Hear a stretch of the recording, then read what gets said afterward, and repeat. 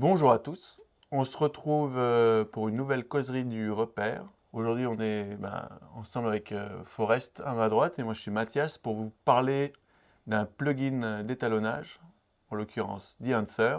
C'est l'équipe de The Answer qui nous a contactés pour tester leur plugin et on s'est dit que c'était une bonne idée, surtout que ce plugin-là soulève une question hyper importante qui est celle du look film et qui préoccupe, je pense, autant Forest que moi et aussi bon nombre d'entre vous puisque c'est en quelque sorte un petit peu le look à refaire, à reproduire, un peu À la mode, on peut le dire, à hein. la mode et À un la peu mode. l'horizon de l'étalonnage encore aujourd'hui.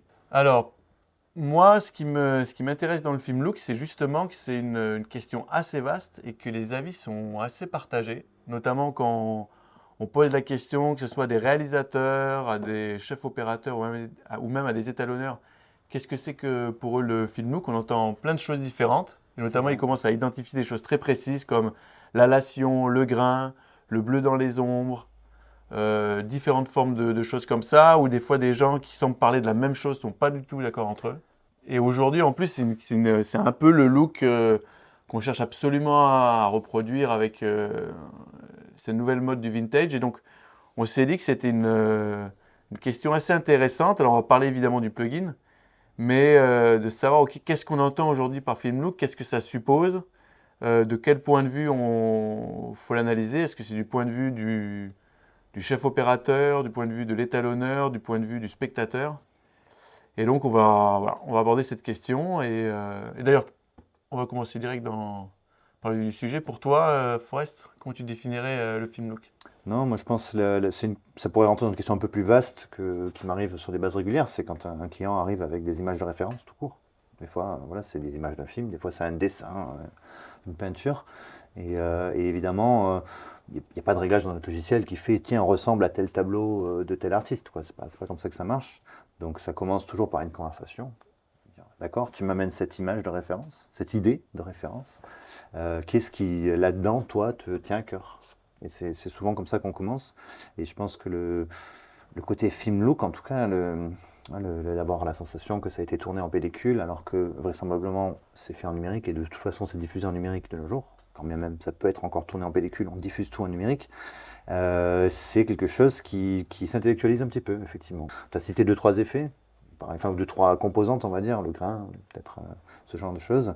Il y a peut-être un peu de philosophie derrière, du coup, c'est ça. Est-ce qu'on essaye de prétendre à nos spectateurs qu'on a tourné en pellicule? Et en quel cas, je pense pas que ça aurait beaucoup de sens. C'est ça le vrai leitmotiv, c'est pas très riche. Euh, je pense qu'il est un peu plus riche, du coup, c'est plutôt observer les caractéristiques d'une technique et piocher dedans, du coup, ce qui contribue de façon positive à ce qu'on essaye de faire, à savoir comment raconter l'histoire et comment la présenter à notre audience. Il est beaucoup lié quand même du coup à l'exploitation des films. Ça, je pense que c'est le premier critère. Et il est très souvent justement dans la guéguerre qu'il y a entre la télévision et le cinéma et qui date globalement des années 40 ou des années 50, quoi. Enfin, depuis le début de la télévision, il y a une espèce de guéguerre comme ça entre, voilà, au début le cinéma faisait tout, puis la télé a commencé à prendre le direct, les news, le journal, etc. Puis progressivement les fictions ont commencé. Au début, c'était que au cinéma, puis elles ont commencé à arriver à la télévision. Et dans cette guerre-là, du coup, il y a un truc qui est un peu sans fin. Je pense que quand moi j'ai commencé en tout cas le cinéma, j'étais à l'époque étudiant à Montpellier 3, dans la filière cinéma, et donc il y avait vraiment deux mondes. Il y avait le monde du cinéma, c'était la salle, et puis il y avait les caméras vidéo, et les caméras vidéo étaient à 50 images, c'était fluide. Et donc à cette époque-là, le look cinéma, c'était déjà du coup obtenir 24 images. Un contenu saccadé, c'était déjà pour nous une vraie réussite, parce qu'aucune des caméras numériques, ou même analogiques qu'on avait à notre disposition, ne donnait cette fluidité. C'était trop fluide. Et donc on a toujours eu une démarche comme ça d'artiste, parce qu'on était à Montpellier 3 en cinéma, une fac un peu fauchée d'un point de vue budgétaire, n'est-ce pas? Donc du coup, il n'y a plus de photochimique. Et ça déjà dans les années 80, il n'y avait plus de photochimique, quoi, ou 90, quoi, comme moi j'étais. Et donc non, c'est dans cette stratégie-là, du coup, de ne pas faire de la télévision, qu'on a commencé à essayer de développer des méthodes pour faire semblant qu'on avait tourné en film, alors qu'on n'avait pas le budget pour tourner en film. Et je pense que ça va au-delà d'une mode.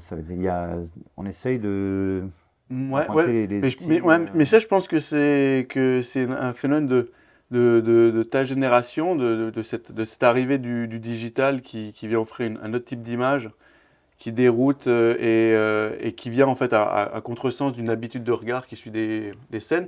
Moi, je parle de mode parce qu'à un moment donné, aujourd'hui, dans les attentes des clients, parce que moi j'ai un autre parcours, hein, c'est dans les attentes des clients, mais même encore avec les jeunes avec qui je bosse, avec qui on fait de l'étalonnage. Et c'est là dernièrement sur l'étalonnage d'un clip, c'était ah mais on veut un petit truc vintage, un petit look film, et donc pourquoi pas du grain et de la lation. C'est comme ça des petits phénomènes visuels et qui sont très liés à une habitude de regard. Parce que moi, par exemple, la première chose quand je suis rentré dans la discipline de l'étalonnage, ce qui me plaisait, moi, c'était retrouver aussi une forme de look film. Quand on s'est rencontrés, toutes mes questions incessantes sur mais comment on manipule le gamut.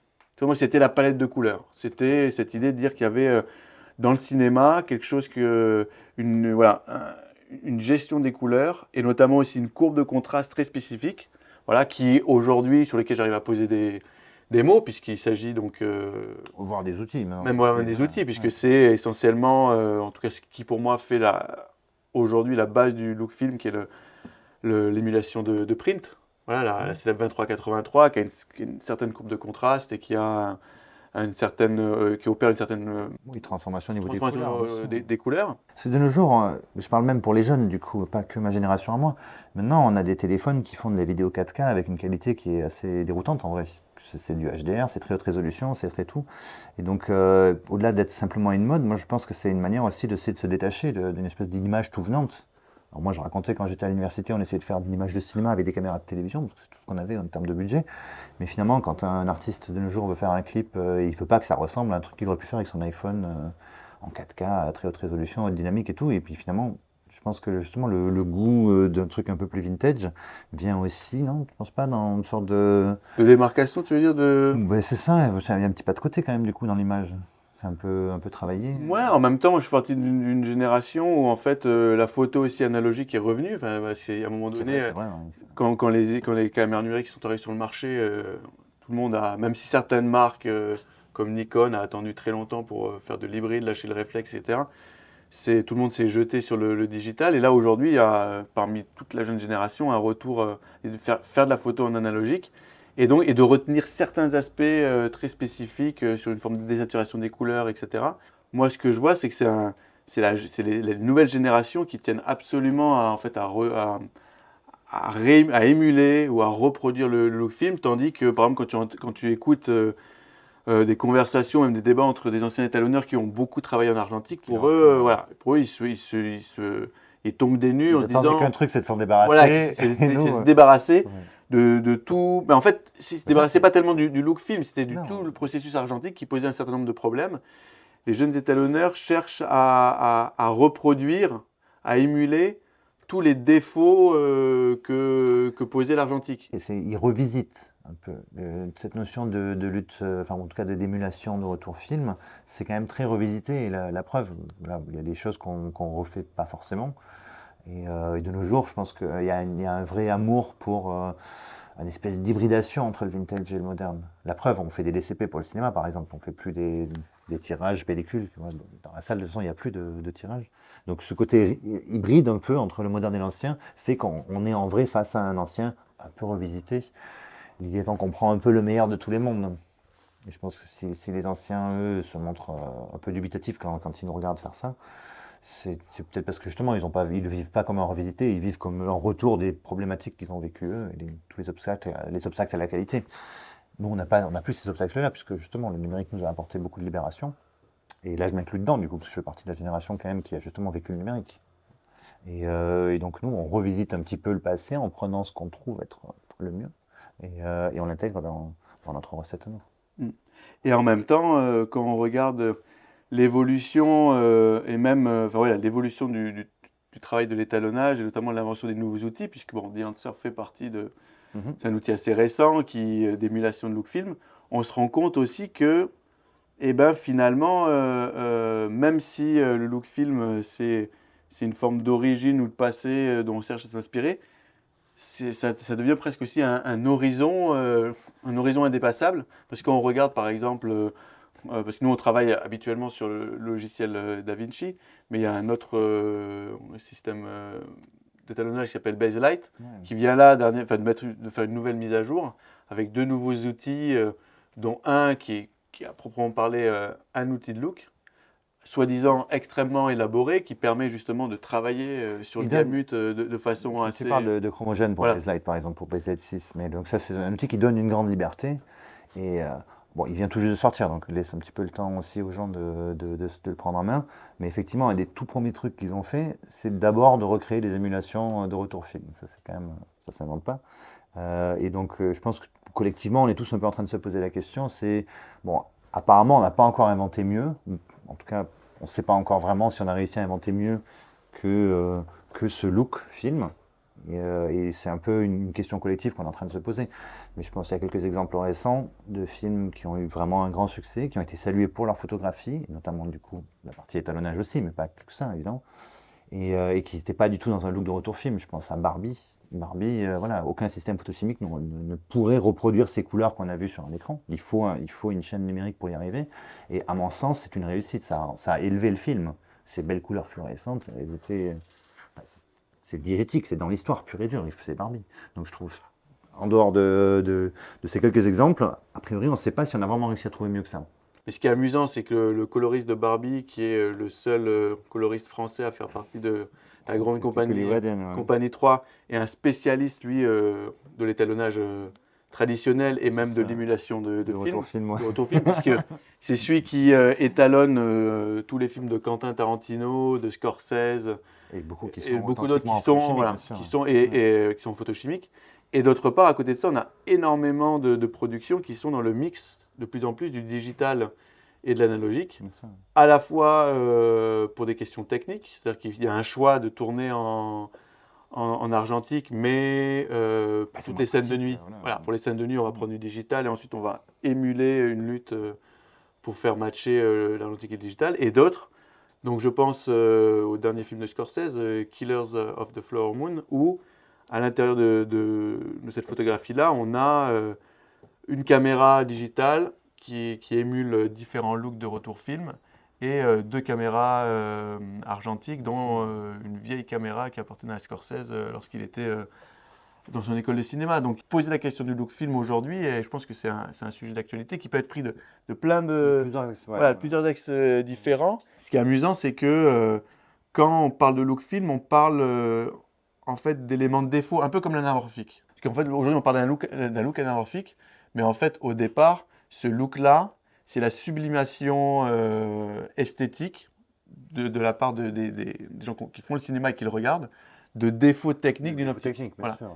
Et effectivement, quand la nouvelle génération arrive en disant mais nous on aime le grain, on aime l'halation, on aime tout, voilà, tout ce, je sais pas comment décrire ça, mais toute cette palette, et qu'on en discute avec des anciens étalonneurs et tout, ils disent mais en fait ça c'est tous les défauts Qu'on essaie qu'on de combattre à voilà, l'époque. Voilà, qu'on c'est cherchait ça, à combattre. Oui. Et effectivement, aujourd'hui, c'est voilà, d'arriver à faire le tri dedans. C'est aussi pour ça qu'on va prendre le temps un peu de dépioter toutes les recettes du film look que propose The Answer et de voir qu'est-ce qu'il est bon de garder, qu'est-ce qu'eux ont gardé dans le film look, comment on peut agir dessus. Pour moi, c'est vraiment une question avant d'être une question technique, c'est une question de qu'est-ce qu'on aime voir. Voilà, on retombe sur, c'est une question que toi aussi t'abordes beaucoup, c'est qu'est-ce qui plaît et, voilà, et comment on peut commencer à définir ce qui nous plaît. Ouais. Qu'est-ce qui Et est... pourquoi du coup on va Voilà. l'utiliser parce que... Et alors chacun a effectivement son petit jeu d'ingrédients favoris et c'est intéressant d'en discuter avec les artistes, tous ceux qui amènent ces idées-là. Mais de manière ultime, la vaste majorité du temps, ce qui prévaut, c'est tout simplement le je trouve ça plus beau. C'est une phrase qui veut dire presque tout et rien à la fois évidemment, techniquement ça veut rien dire et pourtant je pense que c'est quand même important. C'est cette notion de voilà, est-ce que ça plaît ou pas au spectateur, à la personne qui regarde. Mm. Je peux mettre plein de mots techniques. Pourquoi est-ce que la palette de couleurs est plus élégante sur des visages, sur des tons chers? La raison, elle est parce qu'il y a une non-linéarité, il y a un défaut de la pellicule. La pellicule est moins sensible sur les diversités de couleurs dans l'axe des tons chers. Donc ça a tendance à regrouper les couleurs sur les tons chers. Coup de bol, les petites tuméfactions un peu magenta, les petits jaunes un peu hépatiques de la peau, hop, sont compressés, lissés et masqués par ce défaut de la pellicule. De façon ultime, les gens ont l'air moins malades, les gens se trouvent plus beaux. Peut-être ça en fait partie, je pense, ça en fait partie beaucoup. Et c'est pour ça qu'on a un peu du mal à dépasser ça. C'est que ces non-linéarités qui sont technologiquement des défauts s'avèrent avoir une contribution positive sur le travail qu'on essaie de faire, présenter une histoire sous forme d'image à un spectateur. Mm, mm. À ce que moi j'ai pu observer, étant jeune, à la fois jeune chef opérateur et jeune chef étalonneur, en écoutant un peu le débat euh, de ce qui me précède là, c'est aussi le fait que le digital a aussi perturbé et coupé en deux le moment de la production, le moment où on va faire les images et construire sa lumière, du moment où on va les étalonner. Quand tu faisais de l'argentique, c'est qu'en fait, quand tu faisais de l'argentique, tu n'avais pas accès immédiatement à ton image. Tu n'avais pas de retour. Exact. Tu n'avais pas de retour. Et donc, en fait, d'une certaine manière, tu es obligé d'imaginer ce que ça pouvait donner et de tout construire. En fait, le chef orateur avait quand même la main sur la construction de son image et son devenir. Bien Et sûr. quand tu écoutes d'autres grands chefs opérateurs, enfin, c'est pas les seuls, mais qui font un peu référence aujourd'hui dans le cinéma contemporain, comme Roger Deakins, qui est quand même connu pour avoir fait des films avec des looks très marqués. Quand tu l'interroges, il te dit qu'il fait tout dans la caméra. Il fait tout au tournage, Voilà, bien tout, sûr. tout au tournage. Oui, Moi, ce que j'observe dans la pratique des jeunes aujourd'hui, c'est cette idée de dire on tourne des images, et ensuite, nous, comme étalonneurs, je pense que je peux citer d'autres jeunes qui m'entourent, qui sont confrontés à cette idée-là, c'est de dire en fait, on a tourné des images et sans aucune référence, on est dans la file oui. d'action, et en poste, on nous dit ah, mais c'est ça que je veux comme look. C'est Et ça. en fait, et Et du coup, il faut généralement, certains. rentrer Voilà, au chausse-pied un voilà. truc Et, qui et rentre c'est pas. là où, dans la pratique, on va dire, contemporaine de l'étalonnage, de cette nouvelle génération d'étalonneurs, on développe enfin, on utilise des outils, que ce soit de Power Grade trouvés sur Internet ou même des plugins comme The Answer, pour fabriquer de toutes pièces en poste un look. Bon, c'est un truc qu'il faut explorer, hein, du coup, mais voilà, on se confronte à une image qui marche pas si bien que ça, en fait. Et il faut, du coup, quand je dis la rentrée au chausse-pied, on peut forcer une image à rentrer comme ça dans une case pour laquelle elle n'a pas été conçue, mais c'est du travail et paradoxalement, ça finit toujours moins bon que si ça avait été conçu dès le départ, comme ça. Il y a des chefs-op qui, par exemple, vont choisir une caméra, pas avec ce but-là, pas avec le fait qu'on va en faire ce qu'on veut, mais plutôt avec qu'est-ce que le fabricant de la caméra a donné comme but avec. Et des fois, je me fais un peu l'avocat du diable, je me dis, c'est pas forcément mal si la lutte du fabricant de cette caméra plaît au spectateur, pourquoi pas, dans l'absolu. Hein, le truc, c'est que ça donne des films qui sont assez formatés.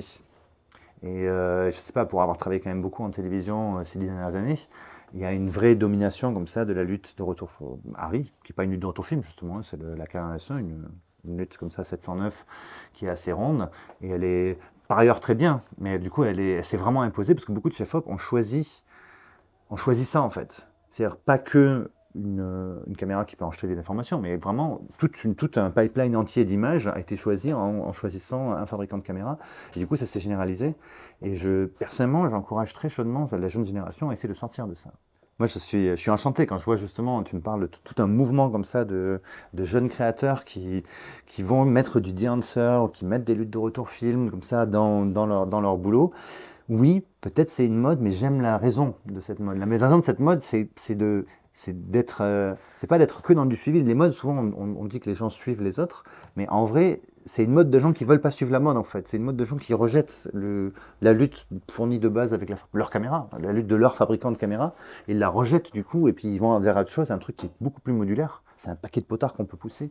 Et donc, j'aime bien cette démarche artistique. En fait, il y a un autre mot qu'on a évoqué sans le dire, mais je pense qu'il est contemporain de cet engouement pour le look de retour film, c'est la notion de showlet, c'est-à-dire de construction d'amener aussi l'étalonnage dès la pré-production, voilà, de concevoir un look main dans la main entre l'étalonneur et Oui, le. en pré-production, Ouais, tu en veux dire, c'est ça. pré-production, voilà, entre Oui, absolument. l'étalonneur et le chef opérateur sur des grosses productions, mais sur des plus petites productions, pardon, ça peut être juste le filmmaker, puisque là on s'adresse aussi à de jeunes vidéastes qui vont utiliser The Answer pour son look film, et de comprendre, tu vois, de comprendre que cette construction de l'image qui concerne autant la pré-production que la production que la post-production, est quand même un phénomène circulaire. C'est-à-dire qu'on ne peut pas partir, enfin selon moi, hein, le digital permet de partir tout de go sans trop réfléchir, puisque c'est ça que garantissent les nouvelles caméras avec leurs 15 diaphes de dynamique, On c'est de voit dire, toujours voilà, on verra c'est-à-dire, toujours quelque chose, quoi. voilà, ou même cette célèbre, une autre question beaucoup moins intéressante que la question du look film, c'est comment exposer son log, tu vois, qui est une question Ouais. aussi récurrente chez les jeunes, j'entends, chez les jeunes vidéastes qui occupent les internets, de dire est-ce qu'on surexe, est-ce qu'on sous-exe, etc. Et, donc, et même les gens qui commencent à construire des images en ne regardant que le log, qui est en aucun cas l'image que eux vont voir définitivement sur l'écran. En fait, poser la question du look film, c'est poser aussi la question de la lutte de retour film, donc de l'image finale qu'on va avoir, C'est ça, ouais. et des contraintes techniques et artistiques qu'elle pose. Alors, quand on parle de courbe de contraste, c'est aussi se rappeler que le cinéma, c'était grand max sur un écran, je sais pas, tu me corrigeras, c'était 4, 5, 6 diaphes de dynamique. Ouais, c'est 6 ou 7 au Voilà, mieux, mais voilà. oui, Et aujourd'hui, on a des capteurs digitaux qui sont capables de 14, capturer 15, voilà, 14, 16, 15 diaphes 17 et dynamiques. demi aux dernières Et, nouvelles. et on a une compétition chez les fabricants, mais aussi dans le discours, de dire moi j'ai la caméra qui est capable de capturer je ne sais pas combien de Ouais. haute lumière, de basse lumière. Sauf que là, on part dans des considérations qui en oublient un aspect technique qui est que le rendu final, ça sera dans 6 ou 7 diaphes. Ce qu'on peut Et, afficher, voilà. ouais. Et que cette limite-là, en fait, donne une structure à une création artistique. Parce que moi, ce que je retiens quand même des films, des très beaux films tournés en argentique, Barry Lyndon, etc., ou on peut en citer d'autres, c'est cette capacité, dans cette limitation-là, à construire une image extrêmement belle. Et donc, pour en revenir à notre histoire, que finalement, le look film ramène l'histoire de la Cholette, c'est de dire, OK, on va décider d'un look en amont, des contraintes que pose ce look. Par exemple, si on prend Euphoria, qui a décidé de tourner en Ektachrome, voilà, qui a un, Limité à ce que l'inversible peut lui donner, ouais, bien voilà. sûr, ouais. Donc, ça va impliquer des conditions techniques de tournage hyper importantes qui vont aussi ouvrir une potentialité de création. Enfin, qu'est-ce qui se cacherait derrière le look argentique? C'est aussi une certaine manière de faire des images. En tout cas, c'est Notamment de très, très construire bien. sa lumière Ouais. dans cette limitation qui, en réalité, offre Moi, je peux te un parler de potentiel. l'expérience de chez FOP qui arrive avec la demande explicite.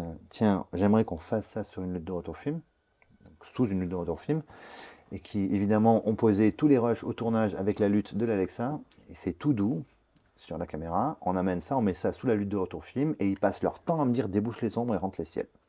Et c'est horrible de travailler comme ça. Parce qu'en fait, ils l'ont mal préparé ce film. Ils auraient dû effectivement avoir une lutte de retour film dès la caméra. Et toutes vos caméras, là, les plus petits, les appareils photo maintenant, on peut mettre une vraie lutte dans la caméra. Dans la vaste majorité des appareils, on met une lutte dans la caméra ou au moins dans le petit moniteur externe qui accompagne votre caméra.